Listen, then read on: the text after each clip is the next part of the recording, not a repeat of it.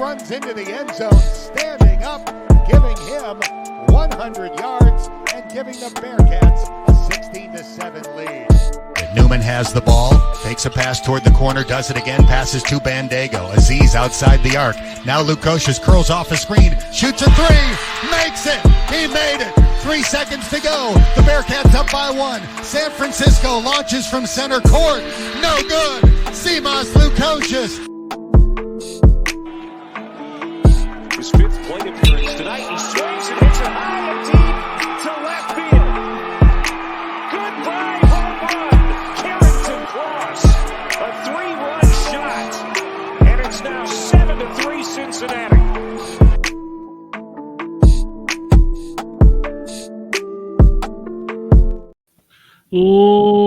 Ladies and gentlemen, welcome back to the GoBeercats podcast, part of the Catskeller Social Club and the Bearcats representative in the College Huddle community.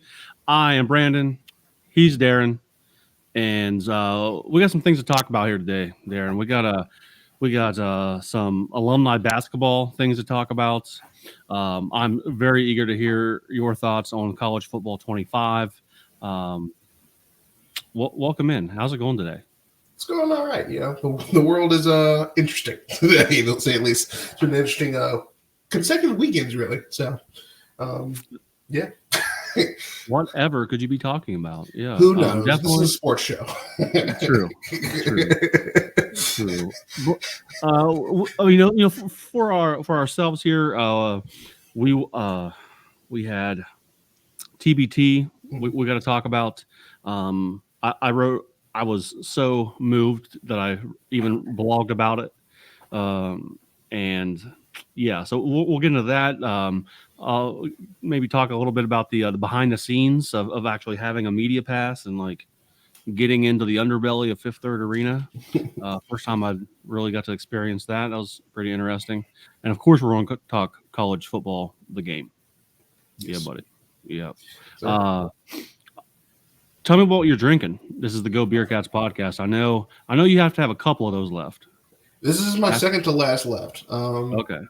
The wife is heading up through Cincinnati for work this week. Not to Cincinnati, but through Cincinnati. But she will be stopping home to visit friends while she's up there. So maybe I'll have her restock me on some things or grab something fun while she's up there. Otherwise, I'm gonna be stuck like drinking like Coors or something like that for a while. So now, I was thinking about this earlier. Actually, have you ventured out into like the craft scene, like that of like what's close to you? I'd be anxious to see like what you could come up with the local stuff. I haven't looked at actual breweries yet, but the times we have gone out, I've tried to as quickly as I can search. See what they have on tap and like search what's on their menu to see what's local to the Nashville, Middle Tennessee area. But no dice. Sometimes they just come back too quick and you kind of just got to roll with your gut there. I bet you can get like Southern Grist. I know is really good. Now, I think that's from Nashville. I know it's from Tennessee. I don't know exactly if it's from Nashville, but that's some solid stuff. If you can find Southern Grist. Yeah, we haven't had too many opportunities, but I think we stopped at Jason Aldean's bar a few weeks back because my brother and his wife were in town. They're pretty big on doing a lot of the more traditional touristy things. So that's how we ended up there, trying to look for some stuff there. But I just I think ultimately went with some mixed drinks and then some light stuff because it was really hot that day. Nice. And then we went to a restaurant. I forgot I grabbed something. Oh no, I had it was like a Thai. It was Malaysian tea or something like that. It was just like some sweet tea or something like that. It was good. Okay. Really sweet, really good, really milky. So, but no new beverages yet. Well, I'll definitely have to see as I get more comfortable with the surrounding area. So. Of course. When the wife comes through Cincinnati, if you're a fan of like a pina colada type drink or beer, Epicurean series from Urban Artifact, we got that theme on the show here today. This is a pineapple coconut American fruit tart. It's not sour. It is tart, I would say. Not overly sweet and sugary. but you definitely get the pineapple, coconut, and like vanilla in there. It is thick, but this is top-notch stuff from Urban Artifact. They're good at what they do. They are good. If we want to, beer is just like a great segue here, because if you want to segue into the TBT game, in my experience having a media pass, I was the only one on Media Row drinking a beer. I had more than one. But it was pretty interesting experience overall. I was my name was on the list, which was, took me back to like my college days of trying to get into bars for free, being on the list at Longworth's and Mount Adams. But the underbelly, I would call it, of Fifth Third, doors were not marked like, hey, media, come in here, because probably everyone else knew what they were doing. Yeah. I walked in the wrong doors as the entire team of about 1 billion was walking like to the tunnel. I was just like in the middle of them. Oh, gee, Christmas! This is not where I should be. So then I had to walk out of the arena down to the correct door. There's this very nice lady there who, checked me off, showed me the media room, and pointed me in the direction I wanted to go.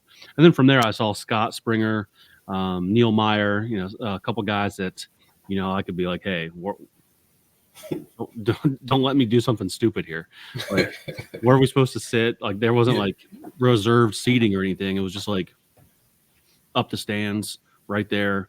You had, I think, Bearcat Journal, Scott Springer, and I don't know who it was from the Journal, and then Neil Meyer, like in the front row. I'm like, oh, like these guys, they've done this before. And I sat right behind Neil.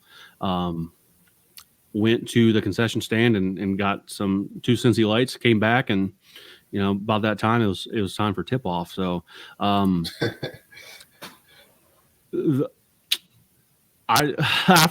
the game, again, I didn't even get this guy's name, but I think he works like from like the UC media team. And if you remember when Octavius Ellis missed that dunk towards the end of the game, and then in the Discord, I was like, that's it, we're done. Like, he just got stuffed by the rim. Apparently my reaction was pretty hilarious in real time to that. And then like when we were sitting in the press conference waiting for Trevor Moore to come in, he came up to me and like we were just like all talking. He's like, yeah, man, I saw your reaction to that Octavius Ellis missed dunk. And he's like, I thought we were cooked. I was like, that's what I told the entire Discord. I was like, this is over now.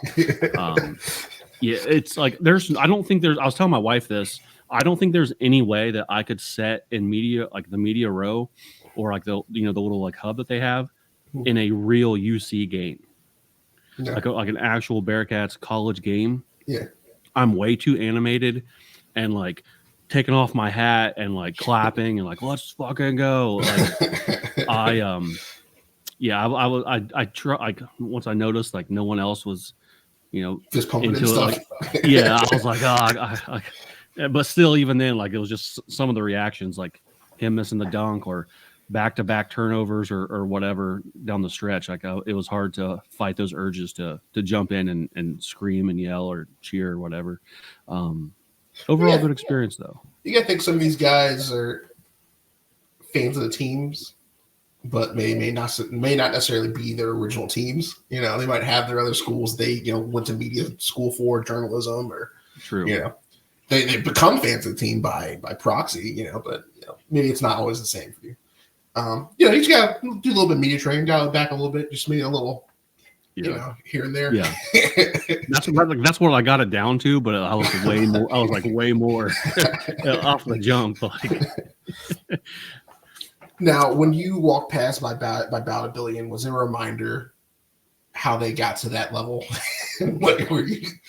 Like it was fun. Well, I mean, like half of them got kicked out of the game, right? Well, yeah, true. But like I was literally just like like Simba when he gets like in the stampede. That's how it was, man. Like the first guy was like he was maybe like my height, maybe an inch or two taller than me. And then like as they all started coming out, I was just like, Oh my God! Like, get me out of here! Like, yeah, they were giants, and they just kept coming.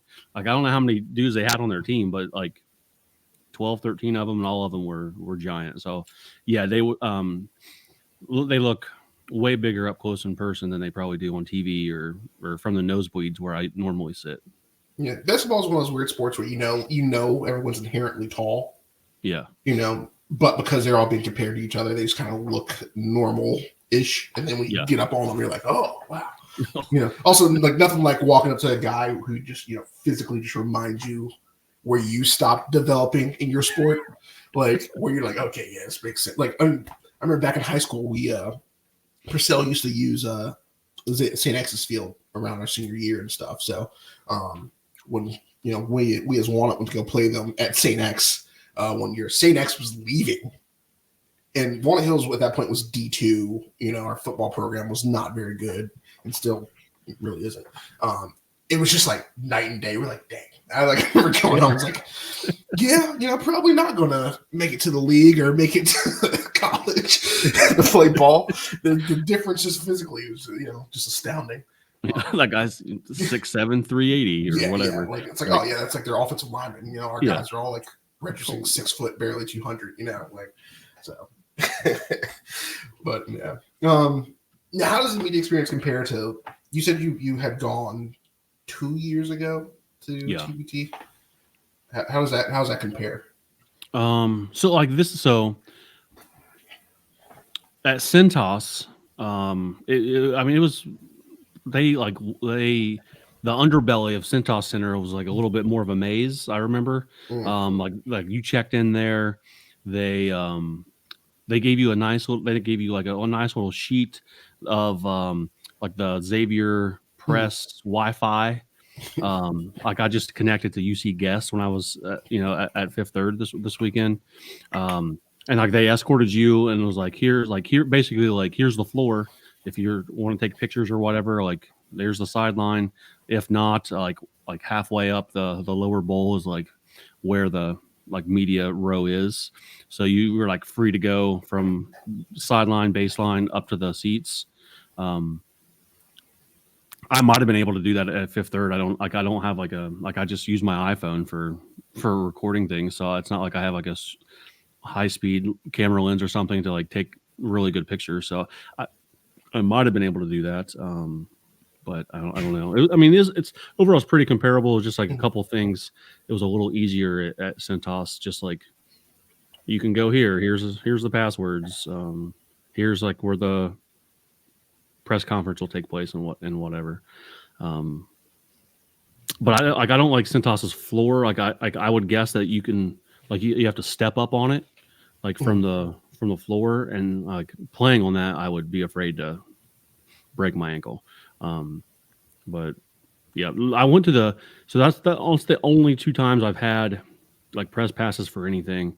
I went to the very first TBT when it was Bearcat Jam they played at Capital University. And that was like small time compared to what the TBT is now. Like Capital's like a super small private school. Like I actually got my teaching license from there. I was like I graduated from UC with my political science and government degree, and then a couple years later I went back to get my teaching license. But that was at Capital, and I was like finishing up being a student there at the time. So I was like, oh, UC alumni are coming up to Columbus to play in this thing.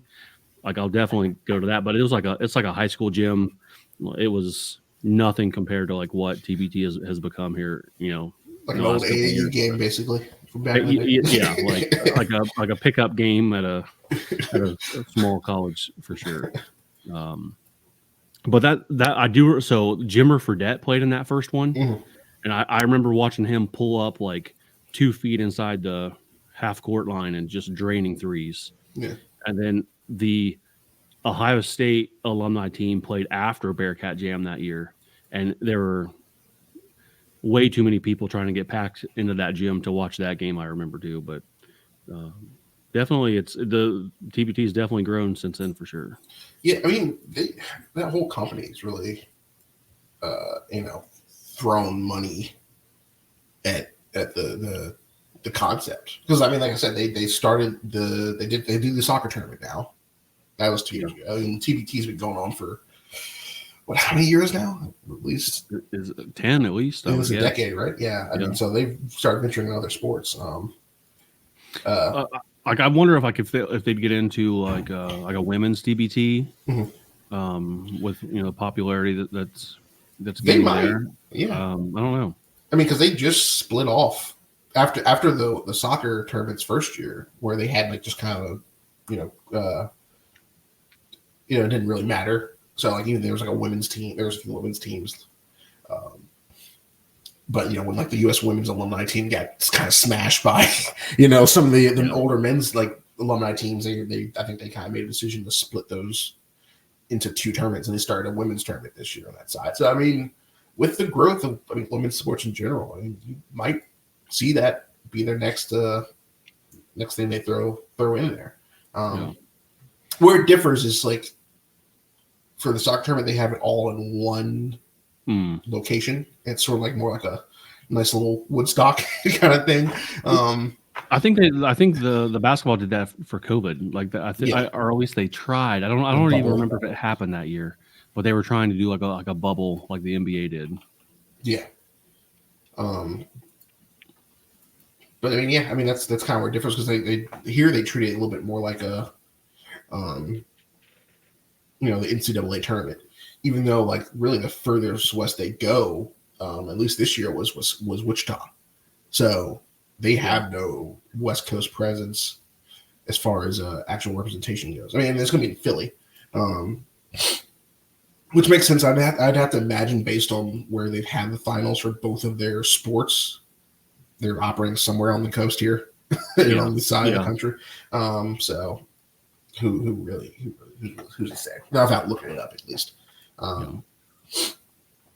But I mean, that sounds like a good time. I'll have to get next year. And when looking at the bracket this year, they had Butler, Cincinnati, Dayton, Pittsburgh, Houston, Lexington, Louisville, and Wichita.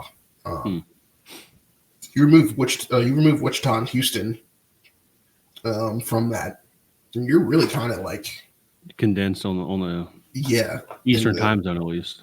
Time zone, really kind of the 2 states, really. I mean, kind of region locked.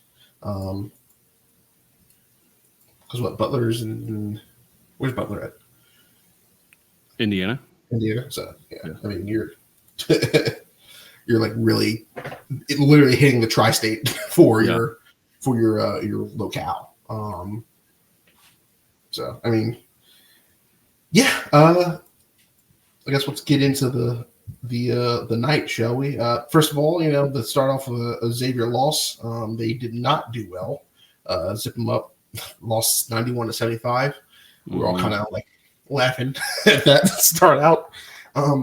Boy, did we not know what was to follow.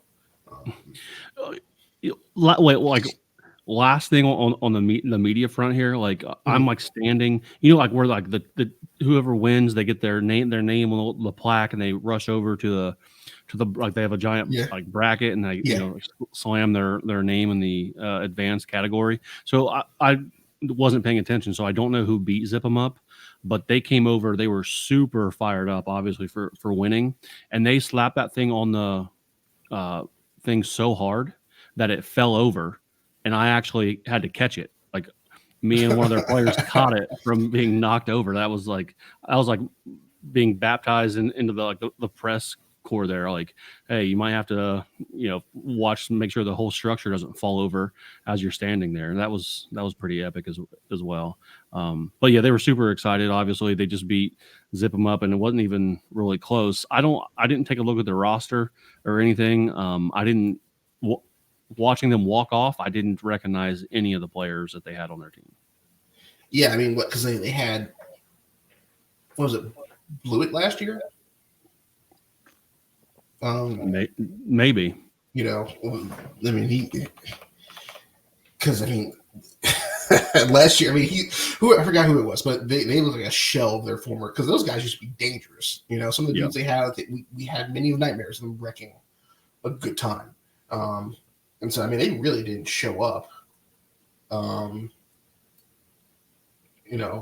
this year, and really like last year. Close game, but this year it's just no contest. I mean, you can't even look at their final page now. I don't think they even reported a roster this year.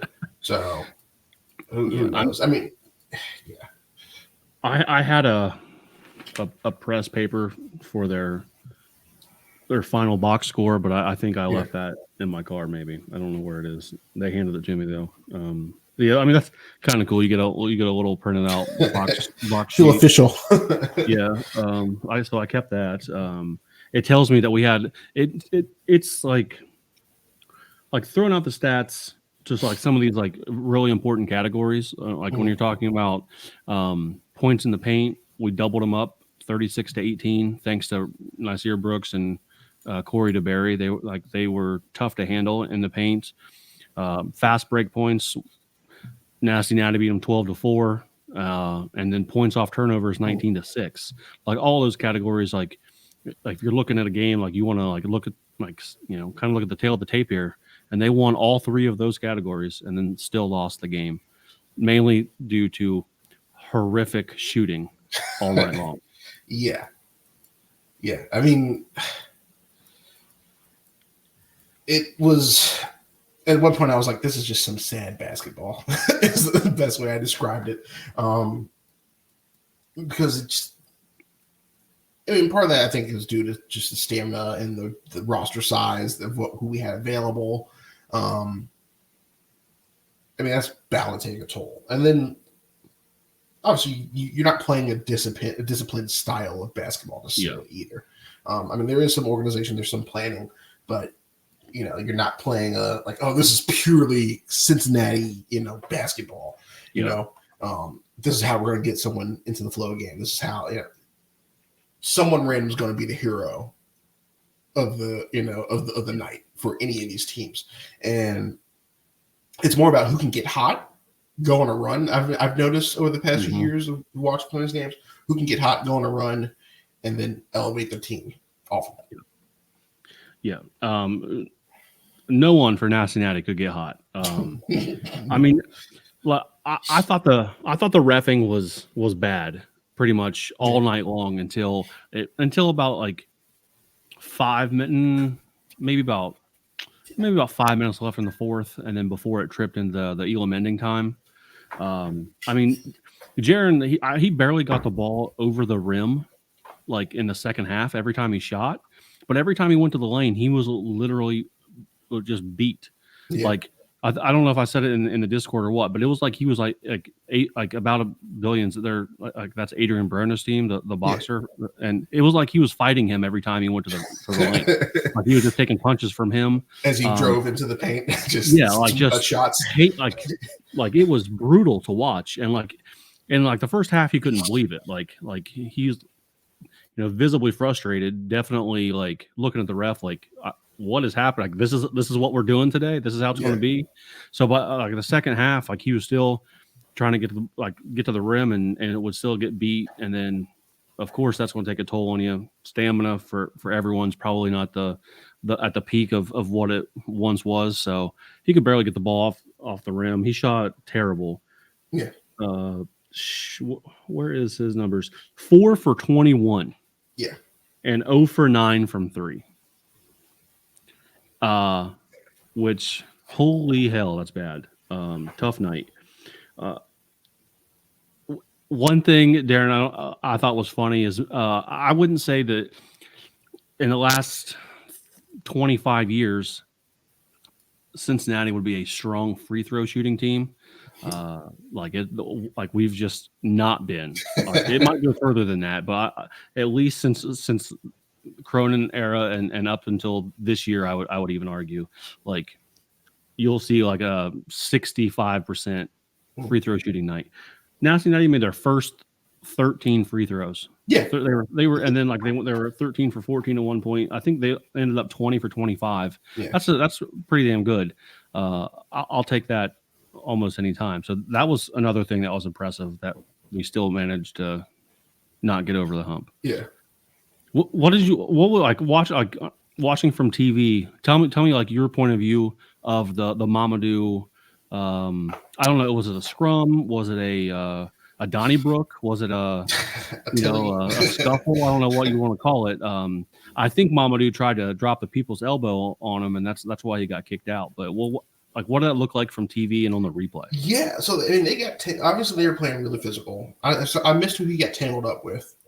Obviously, they both went down. I think anybody out there when the adrenaline's going already and you kind of just go down hard, you're always looking for like whoever or whatever's at fault anyway. And so the guy's like still like trying to get up and like is pushing him a little bit and shoving him. Mm-hmm.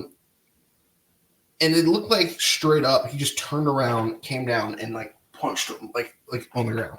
Mamadou? When I watched Mamadou, yeah. Okay. When I rewatched it, almost kind of looked like he like almost like tripped and it turned into a punch. But I'm leaning more towards this purposeful and he kind of just looked awkward coming down. The big question of the day was like, how serious are they going to take this? Yeah. You know, maybe a few years ago they just would have let it go and like serve some kind of penalty of like, you know, he's out for like 5 minutes or something like that. But no, I mean, they actually, they ejected him, rightfully so. The announcers made a good reminder that they were using college rules for this. Mm-hmm. And so then they stated because most of Balbin's bench left the bench, it went onto the floor, they were ejected. Yeah, so that was 6 guys. Yeah, we thought we're like, okay, here we go. We're down back to 6 guys because obviously, as you mentioned, Copain came on late to put his jersey on to get there. A lot of guys missed some flights, and Copain was sort of like that. You know, was the hope for us to be our offensive threat for the night, and work in tandem with Cumberland while we used a bunch of bigs to shore everything up. You're thinking like, oh, here we go. Like we're down to 6. And sure enough, we were. Yeah. But so were they. They were down to 6 as well after that. Like that was wild. Like from our point of view, like the back of the base of the rim was in the way from our point of view. So like I saw like Mamadou like get shouldered out. And then like the scrum, whatever, they're on the floor. But we were like all like talking like it looked like Jaron was messed up in that too. Yeah. Like now, like we don't know. Like it looked like he's kind of like squaring up or something there. Mm-hmm. So we were like if he's out, like this is going to get real interesting. Yeah. So like the review took forever. Like, there's no review. That's the thing. Like it's a discussion. They went to a camera and looked. Oh really? Yeah. They went to the camera and like off of the like where the players check in or whatever, they went and watched it for a while, like what seemed like forever, and then like we were just all like, what are they going to like? What's this about to be? So like they had a personal foul, and I don't even know who that was on, and then they called Mamadou with a flagrant 2. Yeah, so that's the ejection, and then like the ref like paused, and then he was like. And the entire bench for about Billions has been ejected for leaving the bench area, and everyone was just like, "What?" like wild. And then we essentially traded Mamadou for Copain. Yeah, like that's like basically like Copain shows up. I don't know if you could see this on TV or not, but what was hilarious is there was another stoppage for a second. Or maybe no, it was while they were reviewing it. Everyone's like on the bench, whatever. But Troy was putting up shots for warm up. I heard, they mentioned it while they were reviewing this, and he was just sitting there like trying to get warmed up, and getting the blood flowing while they're like trying to figure out who's going to be kicked out or not. That was something you don't see every day. Well, it's funny. So they made a point. It's interesting you say they had a camera review. They made a point of like listing that there was no actual video assistance or video to review necessarily. And I kind of was like rolling with that because like, when he made that announcement, it was kind of like tinkering with it. There's a lot of pen and paper going on. So I was like, okay, they're kind of like getting names down and talking amongst themselves and getting names of players. But I guess they needed some kind of videos. I guess maybe there was like some kind of playback, that they could look at. Not necessarily need it for video review usually, but because it's there, I guess they used it. It seems like. But off screen, Ellis was off screen taking shots because they're all just kind of focused on that end, and they were talking. They had mentioned him taking practice shots and people cheering for him as he was making his shots. Yeah. It took him a little bit while to get going. He did okay once he warmed up a little bit. He wasn't the primary threat. Really, our bigs were the light in the dark on this. I mean, DeBerry finished with 13, 4 for 7. That's not bad at all. Brooks, 4 for 6, 6 for 7 from the line. He finished with 14. It was Octavius Ellis, who had a bad night. Like even before the missed dunk, and even he had a chance to win the game. They drew up a really nice play that got him the ball basically just like the half spot. And he took a dribble and put a floater up and missed it. That was a 3 for 11 shooting night for him. He had a chance to win it. That was brutal. We had a few moments to win it. I think we had 4. Yes.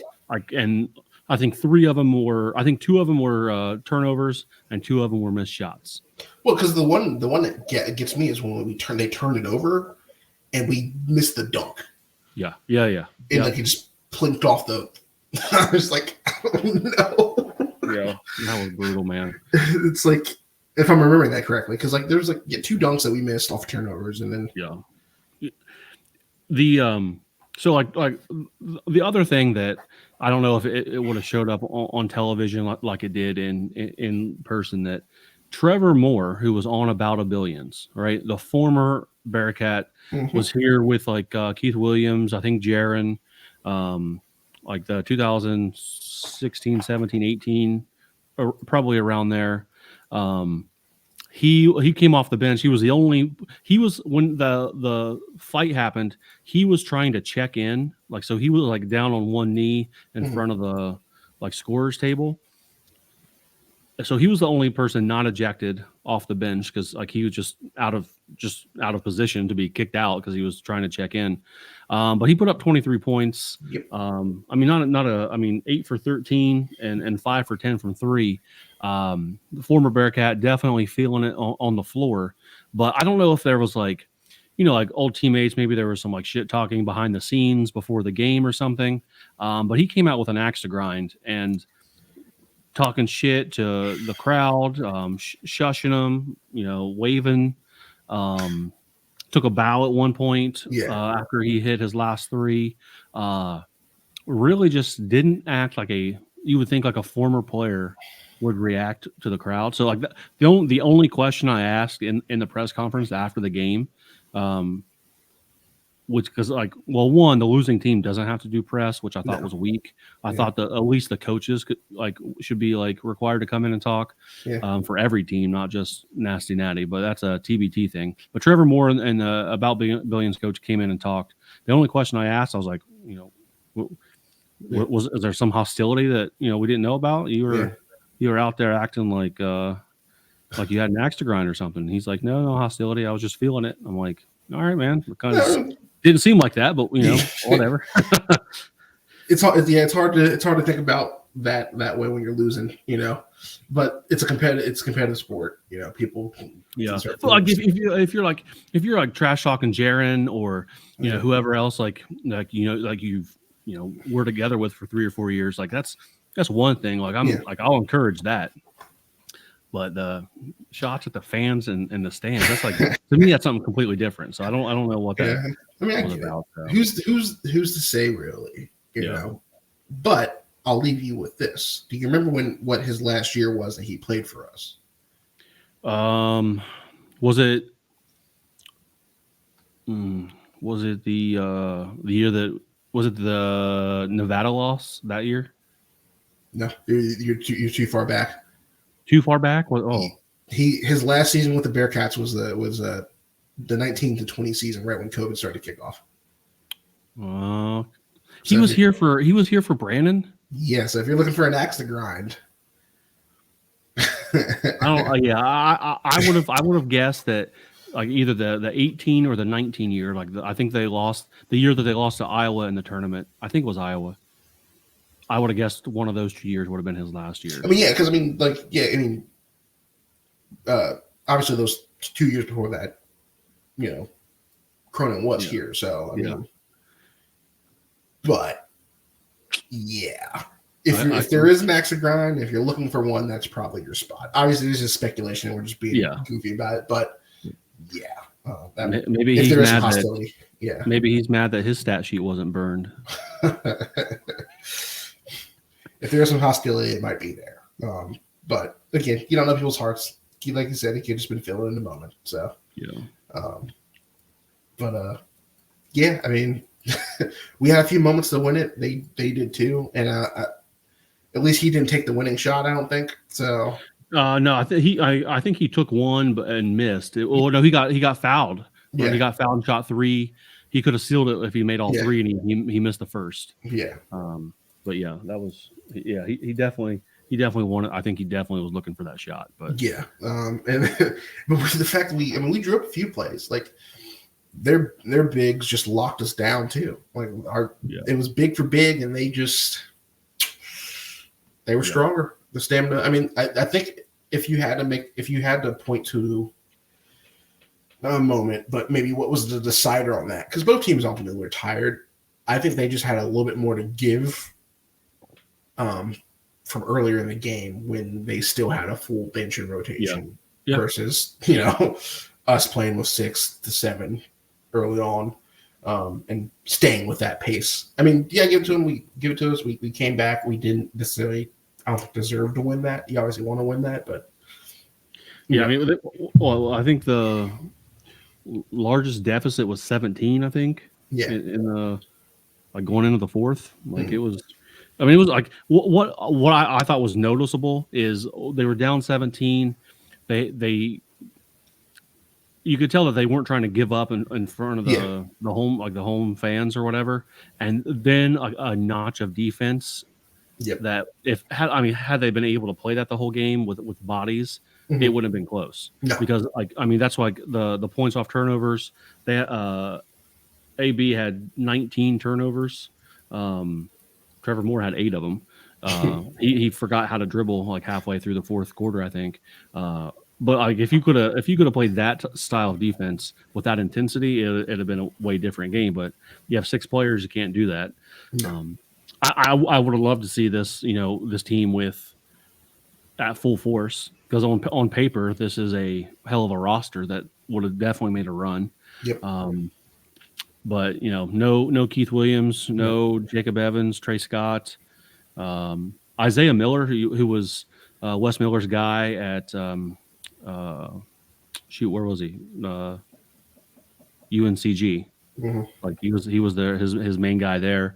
So that's that connection, and even Marquez Letcher Ellis, he had a good tournament last year.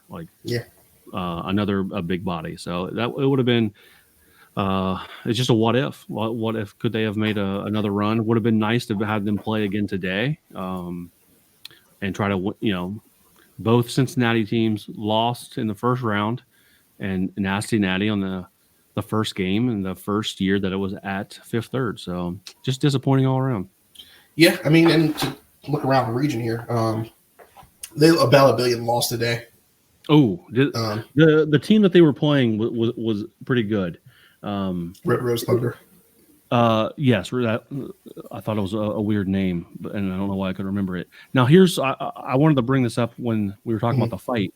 From what you can see there, if you have it pulled up, it was kind of in question as to whether or not the bench that got ejected would be allowed to play in the next game. That was a question going around. And I don't. We never got a clear answer on it, so I was kind of curious to see if what that would look like today, and I forgot to check. Yeah, I don't know. I can't. Not at a quick glance. I don't know if I can see anything stat wise, because not really good about posting the stats. Just kind of the wins in the bracket. Oh, wait, here we go. Stat sheet. today? What's the odds? There's about a billion. Okay. Oh wait, I want box score. So, it looks like they have the bench. Okay. Yeah, the bench was there. Was there? Because they had 10 guys, so contribute. Okay. So they had a bench. Yeah. Yeah, I mean college rules, but probably not those college rules. Yeah. Yeah. Yeah, this team, I mean, once again, although, yeah, Trevor Moore went 2 for 11 in field goals and 1 for 3, 1 for 9, so 11 points. I mean, it's not a bad contribution. Yeah, third leading scorer. Yeah, way more on brand is what that sounds like. Yeah, like I've said it several times. It's like I think Trevor Moore made more shots against Nasty Nati on Friday night than he did in his entire Bearcat career. It's close. So tell me about the hecklers going on around there, because it was quiet enough that. Yeah, there were that was something we talked about in the Discord. Mm-hmm. The guy who was sitting like complete opposite of me, like diagonal across the floor. My buddy Max was there, and he said this guy that was yelling was a couple of rows up from him, and every time Nasty Nati shot a free throw, he would just scream, "Hey, your foot is on the line," which is like super mental, yeah. That would throw you off if you didn't, if you weren't expecting him to yell something like that. But yeah, it was dead quiet because the home team is shooting free throws. Yeah, and that dude just let it ring out every single time. It was funny because someone else, I heard it might have been that same dude. I heard when Trevor Moore was just going off. I heard someone say where was that? X amount of years, something like that. X amount of years ago. No, that was a different dude. Yeah. that was someone I think on the on the floor seats, they have not even in the stands, but like Trevor Moore probably definitely heard that. That dude was like right there. Yeah. Yeah. Yeah, what was that 10 years ago? Someone said something like that. It was ridiculous. I was like, did they just say that? We're getting cooked right now? But okay. I guess heckle away if we're losing like that. I guess so. Only regional teams left. Quick look at the bracket here. The Ohio State team is still in it, and although they play the Dayton region. And the Dayton team is still in. They're actually facing off against each other tonight in 2 hours. So, yeah. Nice. 8 Eastern. So, or just under 2 now. So, 1 hour to go. So, it might be a good game. Depending on what type of Dayton and Ohio State shows up, because they both beat their teams pretty handily. Dayton's team, the Red Scare, won 88-74, and then Ohio State's team, Carmen's Crew, won 93-58 in their last game. So, if you're looking for some regionality, there you go. To keep on a Big 12 level, West Virginia or Best Virginia, they play Pitt. That is a hilarious matchup.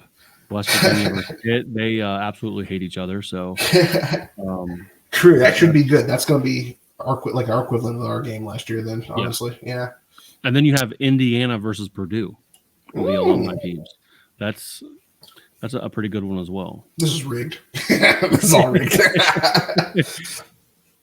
Well, I mean, shoot, we would have played Xavier. They were the 2 seeds. So it would have been a regional championship match. You're right. For that. That was, I don't know why would they do that? I don't know. All the other ones seem to be closer together there. Second. I guess they wanted something for all the marbles, basically. Yeah. Jokes on them. We both lost. Cincinnati basketball set back 50 years now. If we anything else on the TBT, I want to transition to talking about your wins on the field here this weekend. Yeah, no, that's all I got on Nasty Nati. I love the logo. I might have to buy some merch. Hopefully, we can keep that going this next few years. I appreciate guys wanting to come back and put some pride in the city. Again, if you haven't had a chance to check it out, check out this next year, and then check out the TST also. Usually, FC Cincinnati puts a team out for that as well. So you have some, all summer you have some Cincinnati legends to watch. Who knows? Maybe we'll join forces one year and Xavier and UC's team come together to make a Cincinnati college team or something like that. So make something happen. That would be that would be funny. That would be funny. You mentioned FC. They're on a skid right now. Luckily, I've just not bet on them in like a month, which has been nice. I'm gonna never bet on your home teams. I'm gonna keep that streak going until they right their ship. I know Acosta didn't play this past week or whatever. Acosta didn't play. We're down pretty much most center backs, so there's almost no back line really. So it's just a mess right now. I'll wait on that for sure. Last year I was in Michigan during the TBT, which is why I didn't go do the media thing last year, but I was able to bet on TBT in Michigan, and that was fun betting on the Nasty Nati Zip 'em Up game. I won some money that on that one. That was fun. But nevertheless, tell me about college football 25. I told you I had a really busy weekend. I didn't get to play it. I have not. I have kind of done a 180, and I've just started watching everything about it though. Some of the Instagram reels have been hilarious. Like CBS Sports did like a fake news report. They did. Hilarious. Just some wild stuff. I want to ask you about one thing here in a minute in terms of things that I've seen on the internet. But tell me about your experience so far. Tell me give it all to me. Obviously rose-colored glasses are still on. It's just great to see Nippert and upgrade graphics. I don't know if you saw UC football put out a slideshow of different moments of looking at Nippert. Brought a little tear in my eye. It's been a good time. I mostly Road to Glory is kind of my primary thing. I love to kind of make my own story and have a self-insert. Okay. Live out those dreams I didn't get to do. So there's a 32-year-old man playing alongside some 22-year-olds and stuff on the current roster. Usually I play running back just because I think that's kind of most fun. Usually a lot of utility. I don't really want the responsibility of ever trying to kind of facilitate the game more as a quarterback. So that's usually my go-to. You can't play as a lineman or punter, so it's all specialist for Road to Glory this time around, which I think is kind of more of a Madden influence because I think it's all because you can import your players. To the new Madden. So I think that's kind of more back influence than what they really wanted to do. So a little sad, but to not make a crazy punter or something like that, or left tackle, just duke it out. But no, I've been having a good time. The interactivity is kind of hilarious because in the Road to Glory mode, you get different scenarios, and they're usually done via text. So, it's oh, I'm your academic advisor. Make sure your grades are good, for this. And you have some options of how to reply or answer and stuff like that. And Dante Corleone messaged me because he's, I guess, they probably have some kind of coding where it's top rated player and senior character reaches out and does X scenario. He's hey, watch it. Not all NIL deals are done the same. Make sure you can be selective. And it's sort of a tutorial thing, really. And then because you can obviously play up to elevating within any team. I think because I was playing running back, Corey Kiner, his avatar was like, "Hey, don't think you can take my spot now." It's just like, I was like, "Oh, this is hilarious." Now there's like actual like players standing in the game. Yeah. That's like some hilarity to it because like in real life, no, definitely not. I did a quick play just to hop on. That was the first thing I did was like a play now, load up Miami UC just so I could see like the intro. I was driving by through a pick and I was like, okay, that's enough of that. Some other game modes. People are finding out that some people just love the grind. They want to embrace the grind, right? So specifically in the Road to Glory, there's underdog, blue chip, elite, and then I forgot what the 3-star is, but there's a 3-star ranking as well. They're like, do not do 3-star or underdog. So it was like, I thought I was going to try to get out the mud, but I'm playing like mud.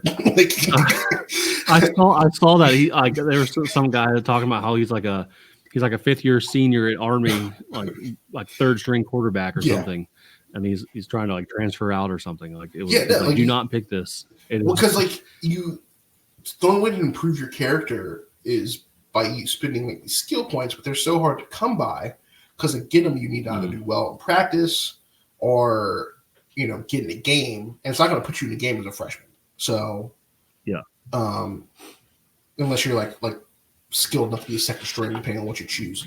So the progressions are slow, so you can't like burn your way up to get in and field quick and get the skill points. It's some guys are like, oh man, this is cool. This is not College Football Simulator. This is College Simulator 25. Saw some guy complaining, and someone replied with the motto from NCAA, like where it's like 2,000 or 1,400 student athletes will go pro in something other than their sport. Like just reply to him. I've seen people reply to some people who complain like, put the fries in the bag, like stuff like that. Just it's been goofy. The community's been having fun.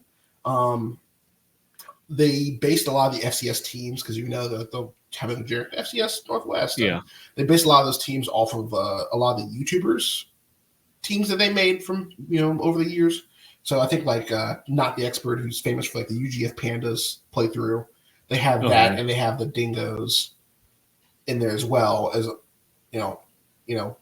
inspiration and homages to him and his teams, and they're really good secretly because people are like playing it on like Heisman mode, and Heisman's like surprisingly difficult, and it's just good all around. It's I did notice that the ratings for UC are not consistent.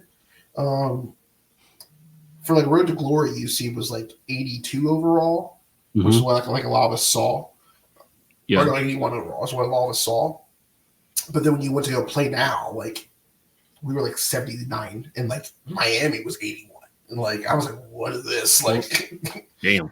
I mean, I know they beat us last year, so I can't talk that much stuff. But like, I was like, not consistent with what we saw in the preview where they were doing like the recruiting, and UC was like an 81 or something like that. So who knows? Now, I don't know. Yeah. Have you tested the Dynasty at all yet, or no? That's what I'm going to get into next. I'm probably going to like play 1 or 2 more Road to Glory games because I think I'm like in the month end of my freshman year. So I might after that like hop over to Dynasty. I mean, I'm still looking at some tips and stuff because I've never really been a big Dynasty guy, but that usually was like my kind of like second mode. I just am not great at micromanaging. So like, it's a bit intimidating, but now I'm a bit of an older gamer experience. So I definitely want to give another fair crack to that. So I'm excited. So I saw this guy. He's made at least 2 videos about it, but apparently I think it was. It would have to be Dynasty because that's like where you're like recruiting like players and whatnot. But the players' names are completely out of pocket in this mode. Like there's a Bernie Sanders, there's a DJ Khaled. There's just like they had to have like put these like names in there on purpose. Purposely, yeah. Like there was like I saw Jose Burrow, like yeah. There was like I forget. There were some like hilarious ones too. Like it was like Seymour Cheeks or something like that. Mhm. Like it was like just some like if you weren't really paying attention, you might not notice. But now that it's pointed out, like it's hilarious. Well, it's funny because I want to say, was it 13 or 14? I want to say it was 14. 14 was the first year they rolled out Ultimate Team, and like for all their games, right? Yeah. All their games that added Ultimate Team at that point.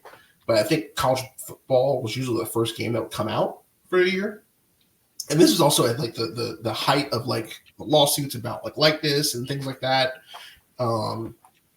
And I was like, oh, this must be like a way for them to try to like last ditched effort for them to, you know, look, you're in the game, you can get paid for this and stuff. And and I remember seeing that and be like, this is terrible, like, you know,